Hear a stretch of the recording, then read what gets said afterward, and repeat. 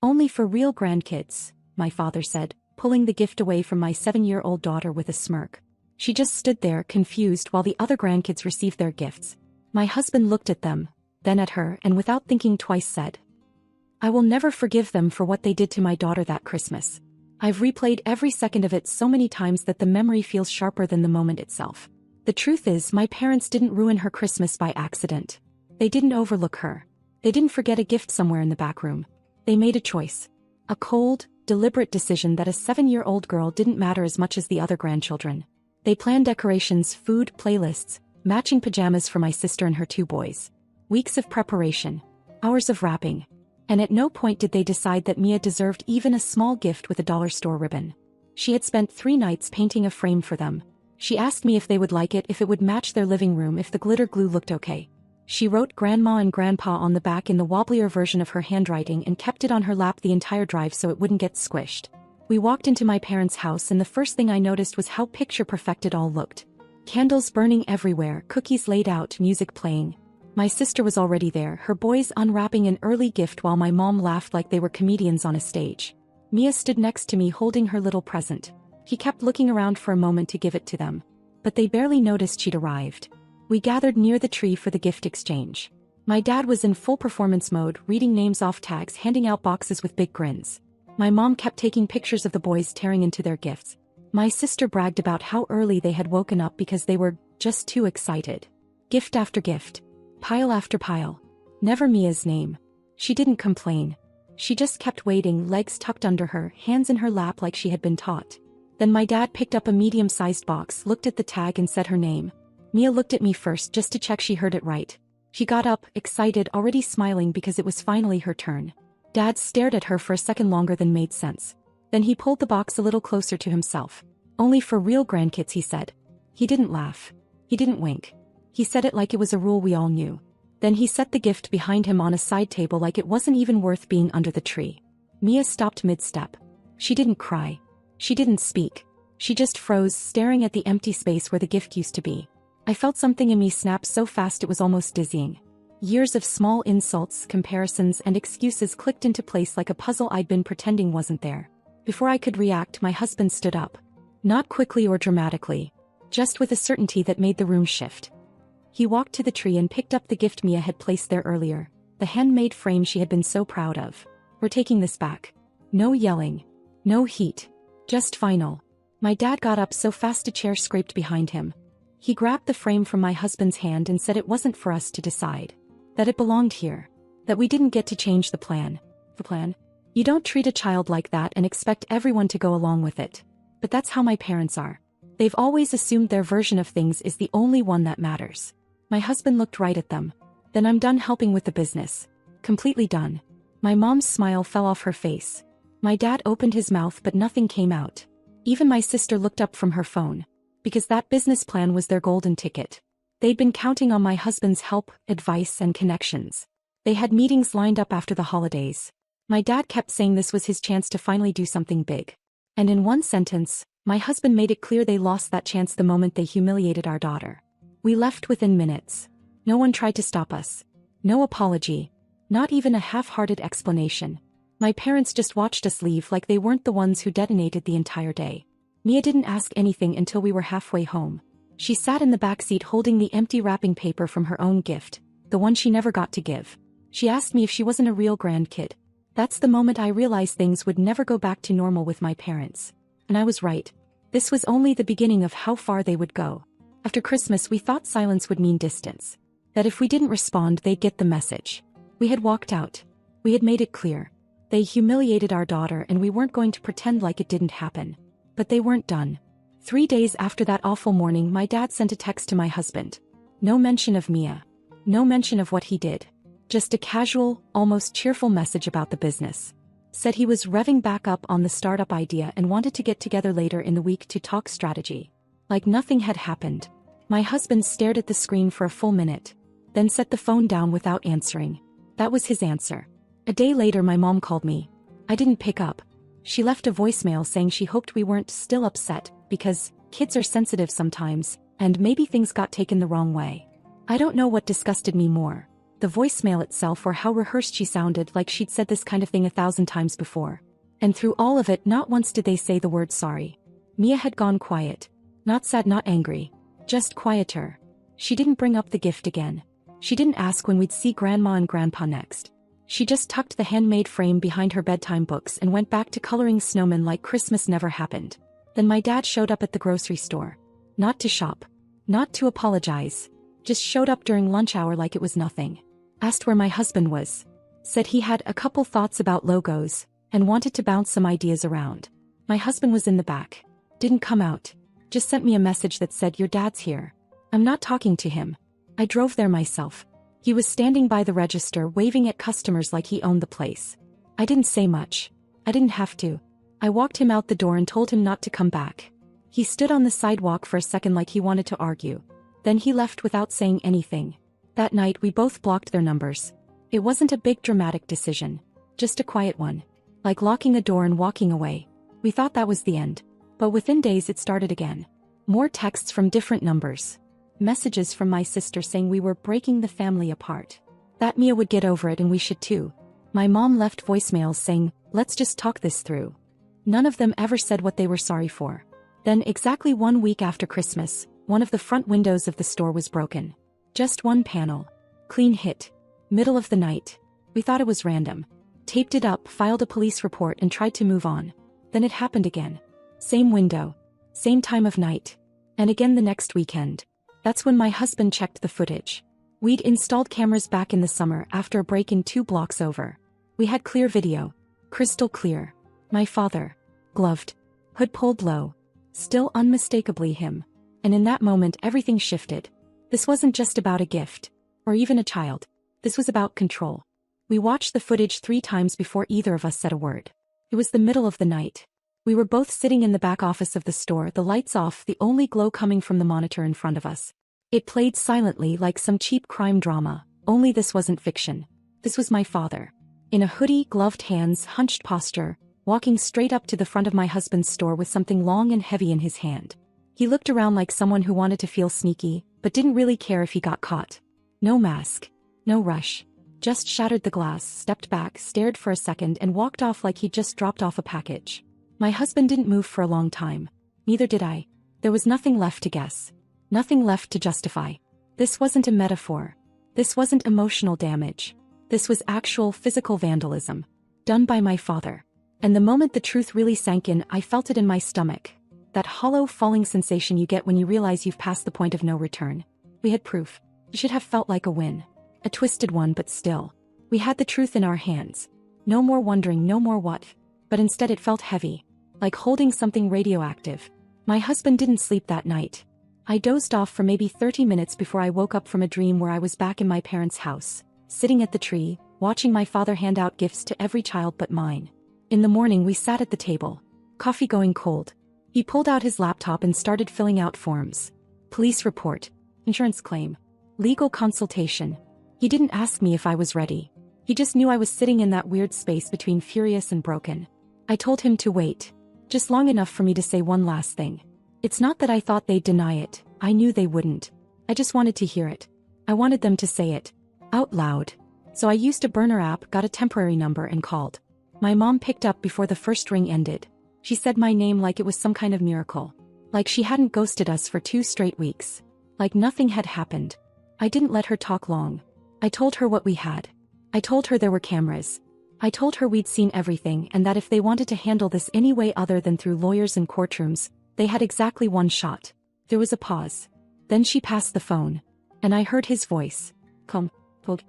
He said if we hadn't turned our backs on the family, none of this would have happened. He said this was the natural result of betrayal. He called it a consequence. Like smashing windows was just an unfortunate side effect. My hands were shaking by the time I hung up. Not because I was scared, but because of how casual he was. How convinced he still was that he was the victim in all this. When I walked into the living room, my husband had already resumed filling out the police report. I told him what was said. He didn't stop typing. Just said, "We're not doing this anymore." That should have been the end. But I stopped him. Not because they deserved mercy, but because I didn't want the satisfaction of court dates and police stations to be the only justice they got. I wanted them to feel something worse, being ignored. So I told him, let's make them pay. Not with lawyers. With silence. With isolation.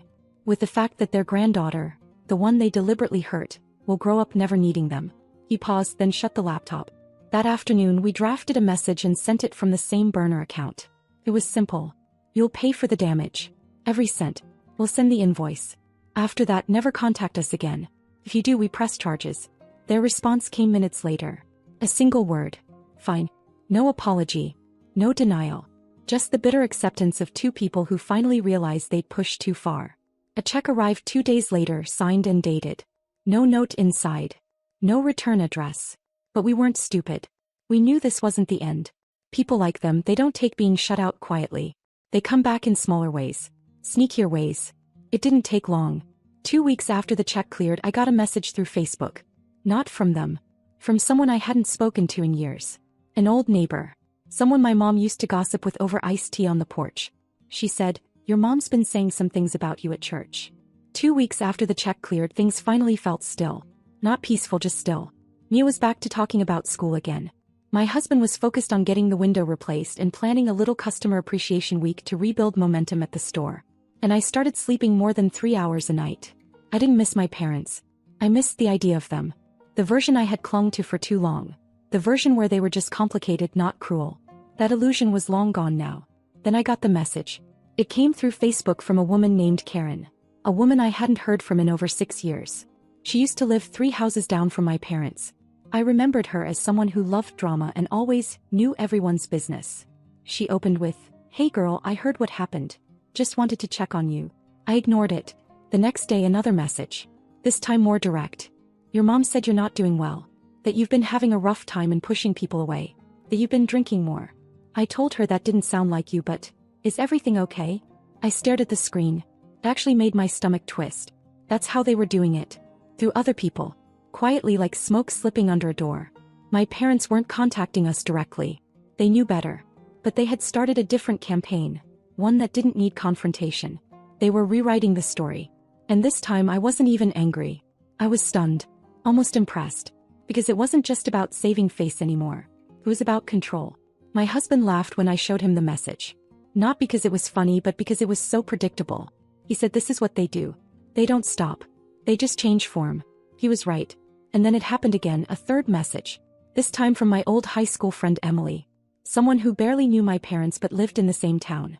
"I ran into your dad at the post office. He said he misses Mia.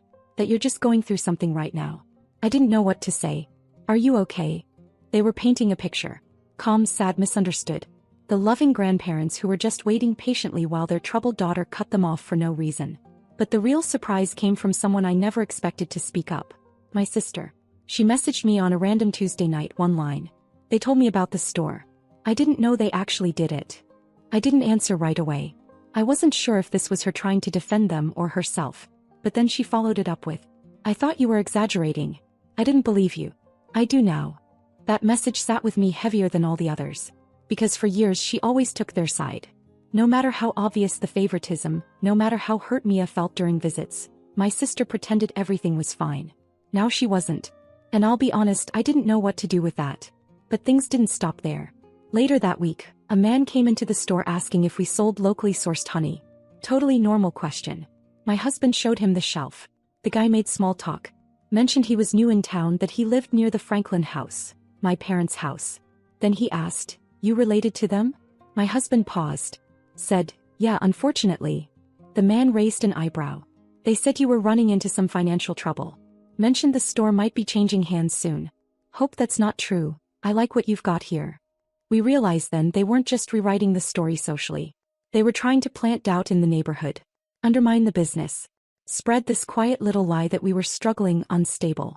That things were falling apart. That was the moment my husband stopped laughing about it. He pulled out his phone and started making calls. Because if they wanted to play this game, if they wanted to try and ruin us slowly sideways, they clearly hadn't learned anything. And we were done being quiet. I used to believe there was a point where even the worst people would stop. That at some level, even if pride wouldn't let them say the words, "I'm sorry," shame would kick in and they'd at least step away, go quiet, leave things alone. But my parents don't stop. After the third break-in, the chemical spill, something in me shifted. We had arrived at the store just after 7 a.m. My husband had a delivery coming, and I'd brought Mia with me because she wanted to see the Christmas lights we still had hanging in the window. The smell hit first. It was so strong it made Mia gag. I told her to wait in the car. My husband and I walked in and found a slick black puddle across the floor near the back wall. Several boxes were ruined. Shelf warped. The smell was somewhere between gasoline and paint thinner. Whatever it was, it had been poured in through the old window frame, the one we hadn't fully replaced yet. The one they knew about. I didn't even need to look at the cameras. I already knew who it was. But we checked anyway. 3:13 a.m. A person walks up with a hood over their head. Small frame. Moves differently. No hesitation. Just walks up, pours something through the crack and leaves. It was my mother. That's when everything inside me went cold. No more what? No more they wouldn't. No more excuses or silence or waiting for someone to come to their senses. We called the police that morning. An officer came within the hour. Another followed. They took photos, watched the footage, took statements. They didn't say much, but I could tell they were stunned. No one expects the criminals to be someone's grandparents. We gave them everything. The video, the damages, the history. The officer told us to keep all receipts, take detailed notes, and prepare for court if it came to that. Then we called our lawyer. Within a day, he had drafted a formal cease and desist letter. Legal documentation outlining everything. The harassment, the damage, the trespassing, the continued attempts to slander and manipulate. We had the legal footing to press full charges. But before we sent anything, we agreed to one last move. We emailed my parents through the lawyer's office. No more texting. No more burner numbers. Just a clean, official notice. Pay the full cost of the damages to the business, including the cleanup, product loss, and labor. Stay away from our home, our store, and our child. Do not contact us again. Next time it goes to court. We were expecting silence. Instead, 2 days later, a check arrived. Full amount. Every penny. But this time, the check wasn't signed by my father. It was signed by my sister. At first, I thought it was a mistake. Maybe they'd convinced her to send it on their behalf. Maybe she was still playing middleman like always. But then I opened the envelope fully and found a yellow sticky note tucked inside. It said, "I'm done with them too. I'm sorry it took me so long." I stared at it for a long time. Out of everyone, I never expected her to walk away. She'd always been the golden child. The one who could do no wrong. The one who watched everything unfold at Christmas and still said nothing. Later that night she messaged me. Told me she'd confronted them. Told me my mom admitted to the window and the oil. That my dad said he didn't regret sending a message. She said she hadn't believed us at first. Thought we were exaggerating. But after that last incident and the video proof and the way they talked about us behind our backs without any remorse, she finally saw it. She said, "I didn't realize how much they manipulate everything. I thought I was the exception. I'm not." It was the first time in my life I heard her say anything like that. I didn't forgive her right away. I didn't know if I ever fully could. But I thanked her. Because in a storm of lies and rumors and silent treatment, her stepping forward was the first real acknowledgement that we weren't crazy. My parents didn't reach out again. The only thing we heard was from an old neighbor who said my dad had been keeping to himself, and my mom had quit the church committee. Rumors had started circling. People were asking questions. Not because of us, we never told anyone.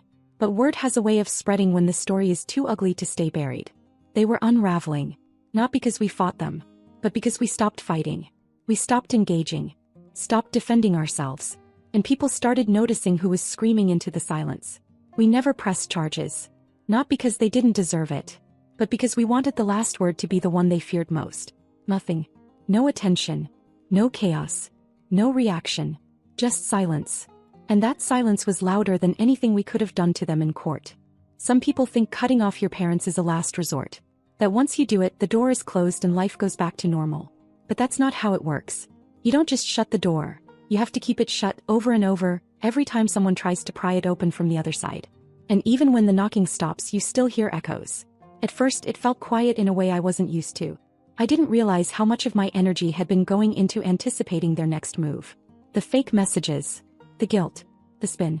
When it finally stopped, the silence was jarring. But in that silence we started to rebuild. Mia smiled more. She stopped asking questions about them. Stopped checking the mailbox for cards. I think deep down she knew long before we did that something was broken. Kids always feel it first. The store bounced back faster than we expected. Our neighbors, the ones who really mattered, came out in support without even knowing the full story. Customers we hadn't seen in months showed up. Some said things like, "I've been meaning to stop by," but their timing was too perfect to be coincidence. Word had gotten around. But not from us. We didn't say a thing. We let my parents burn their own bridges. And they did. Over the next few months, pieces of their lives started falling apart. My father's startup idea, the one he was so obsessed with, the one he thought would finally give him a legacy, collapsed. My husband had been the glue holding that thing together. Without him, all my dad had were half-baked concepts and a list of people who no longer wanted to work with him. My mom. She had built her entire social image on being the perfect matriarch. The involved grandmother. The church volunteer. The woman who always had a story to tell. But when you remove the illusion of a close-knit family, people start asking questions. She quit the church committee, for personal reasons. Her circle got smaller. And then we heard from my sister again. She didn't come back into our lives, not really, but every so often she'd send a message. Small updates. Apparently things at my parents' house weren't good. My dad had started drinking more. My mom had turned bitter. She blamed everyone. Us, my sister, the church, even her friends. Never themselves. Not once. They lost more than we ever could have taken from them in court. And honestly, I don't feel sorry for them. Because they knew what they were doing when they singled out my daughter. When they used a 7-year-old as a pawn to prove a point. When they pulled a gift away from her with a smirk and called her not real. That wasn't a mistake. That was who they are. We gave them every chance to stop. To apologize. To own what they'd done and maybe rebuild from there. Instead they doubled down. Then tripled down. Then vandalized a store owned by the man who once offered to help them build something of their own. Now they sit in the wreckage they made. We've moved on. Fully. Mia's thriving. She's in dance class now with friends who cheer her on. We celebrated her birthday last month with a backyard party and not one conversation about my parents came up. It was the happiest I've seen her in a long time. Sometimes late at night I still think about that Christmas. About the way my dad said those words, only for real grandkids. And I think about how God really does see everything. Because what they gave that day was cruelty. And what they've received since then, slowly, painfully, piece by piece, is exactly what they deserve.